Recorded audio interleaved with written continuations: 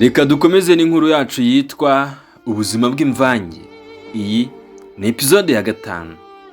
Nge mukomeje kubana nitwa Wusi. Samuel yakomeje kwibaza icyo agiye gukora kugira ngo azige segonderi umuryango we nta mvune ubigizemo, ariko abiburira igisubizo. Ubwo ku ishuri amasomo yarakomeje, ari nako akomeje guhangana mugenzi we witwa Eric.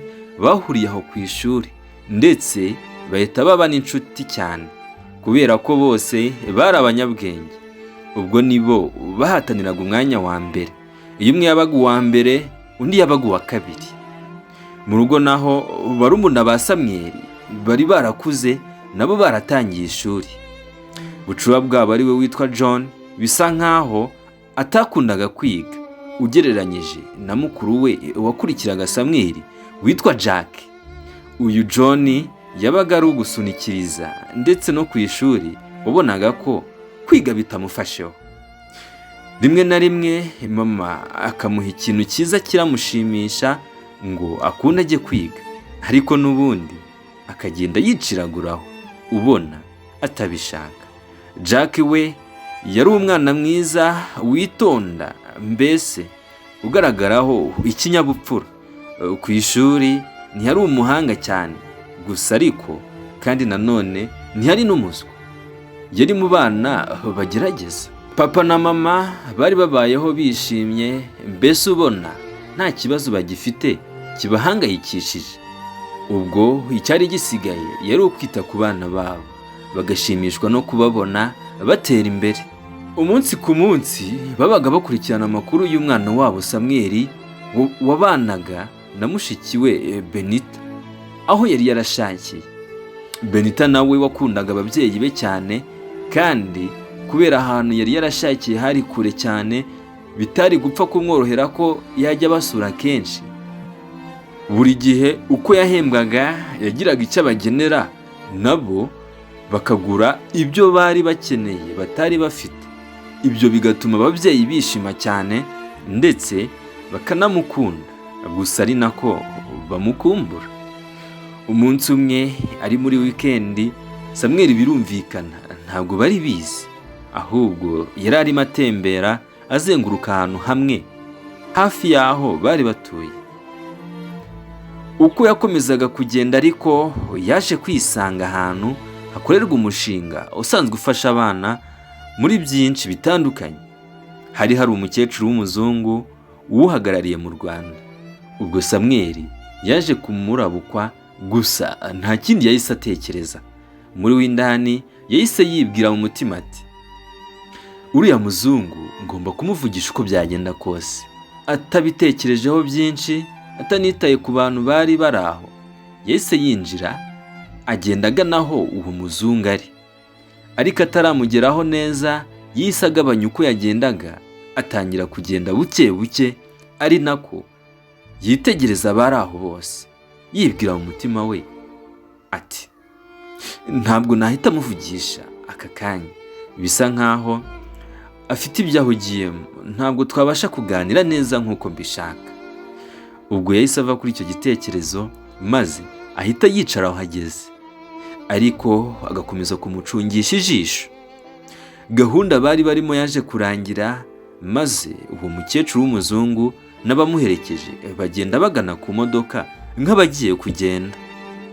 Batarinjira mu modoka ariko hafi aho humvikanye ijwi ry'umwana uri kuririmba, maze uwo muzungu aryumvishe arahagarara, yumva riri kumukurura.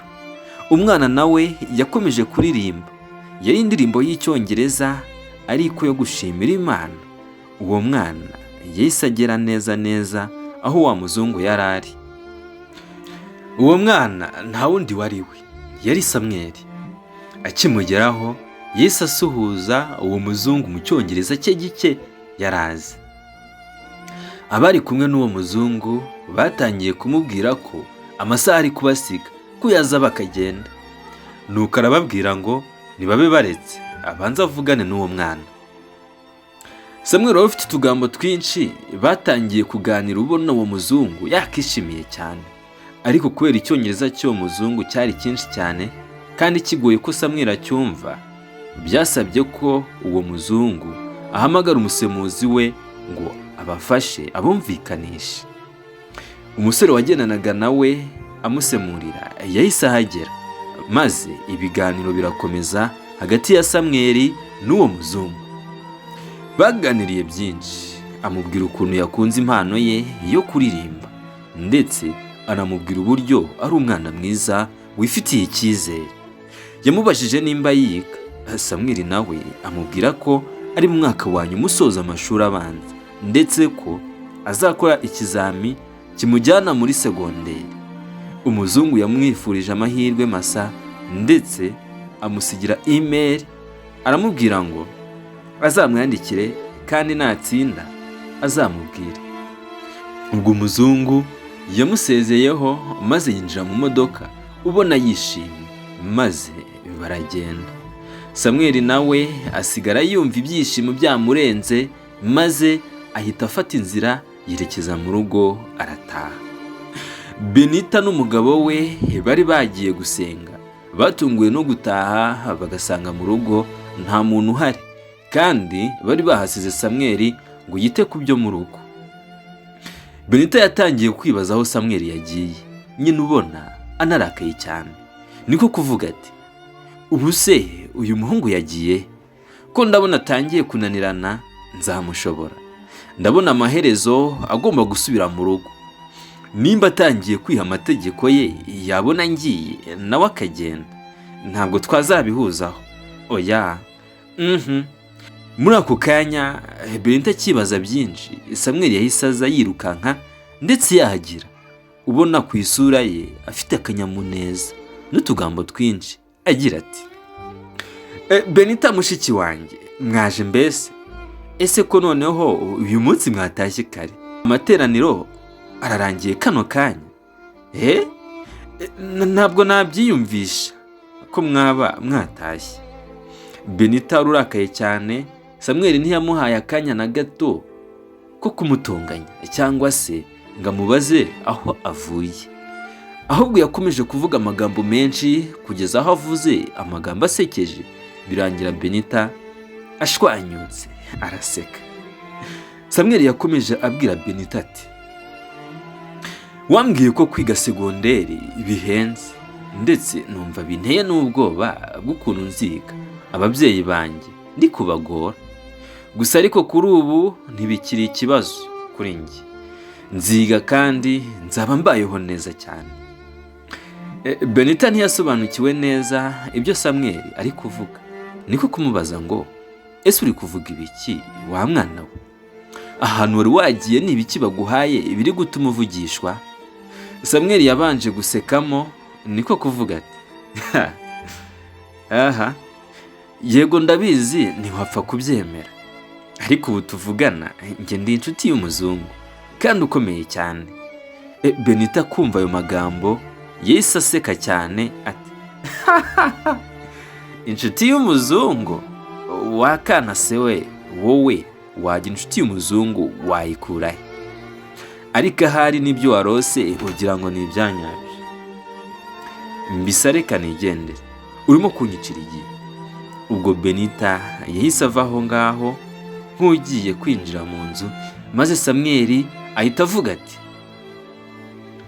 ariko ntukansuzugure, njye ntabwo nkiri akana.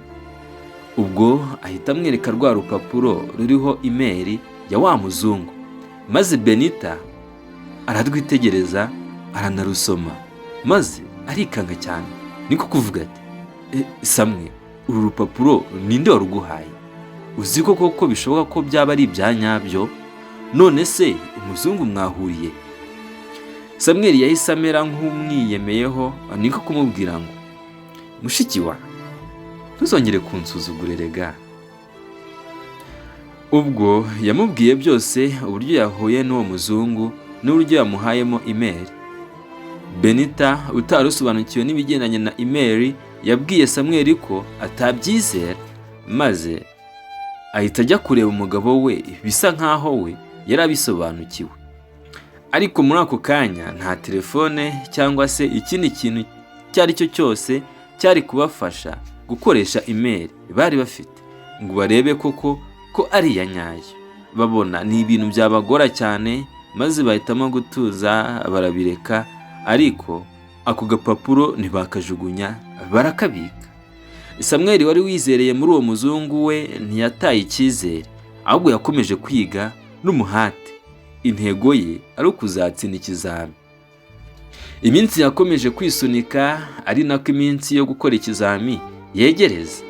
Nk'uko benshi bagira ubwoba mbere y'uko bakora ikizami, uyu we bisa nkaho yari yaracyiteguye mbere. Nta bwoba cyari kimuteye, ahubwo yumvaga kiri kumutindira ngo agikore vuba vuba kive mu nzira. Bagombaga gukora iminsi 3 kugira ngo babe babisoje. Byose niko byaje kugenda, ndetse ikizami barakirangiza. Ubwo mu rugo kw'ivuko ababyeyi bakiriye amakuru ko Samweli yakoze ikizami ndetse ko ashobora kuzagitsinda. Papa kumva ayo makuru nta kindi yahise atekereza usibye kwibaza muri we ati, umwana wanjye azatsinda ndamwizeye, ariko se kugitsinda bizamumarira iki ko nta mafaranga yo kumurihira amashuri yisumbuye twabona? Ako kanya akivugisha gutyo, mama nawe yahise yinjira avugira hejuru ati, ntugire ikibazo, Samweli aziga kandi azaba abayeho neza cyane. Ese ntubizi ko Imana igira inzira nyinshi? Nta wamenya, wenda hari inzira izajya iyacishamo akaboneka. Papa utarizeraga ibintu nk'ibyo yamusubije agira ati, urabizi ko ntajya nizera icyo ntafite, ahubwo tugomba kwicara tukiga uko amafaranga azajya aboneka. Hashize iminsi mike amanota yaje gusohoka, ndetse Samweli yari yatsinze ku manota meza cyane, maze yoherezwa kwiga mu kigo cyiza cyane.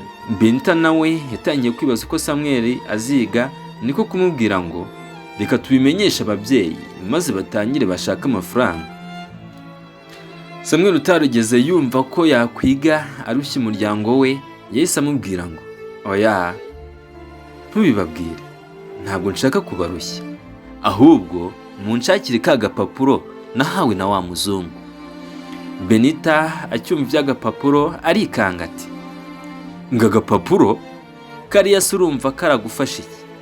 Kihorere, ahubwo ugomba kujya gushaka ibiraka tukareba ko twabona amafaranga asabwa.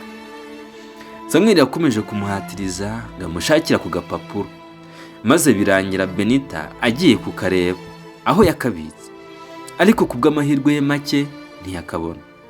Ibyo byababaje Samweli cyane, umujinya uramwica, niko kubwira mushiki we ati, aya mahirwe ninyabura umenye ko ari mwebwe muri abo mubiteye. Agapapuro nigakomeza kubura umenye ko ari wowe ugomba kunshakira amafaranga y'ishuri yose. Ubwo Samweli yahise yivumbura aragenda. Benita nawe asigara aho ngaho ari gutekereza ku byo amaze kumva byamucanze. Reka ngushimire wowe wafashe umwanya wawe ukantega amatwi. Reka inkuru yacu tuzayikomeze ubutaha.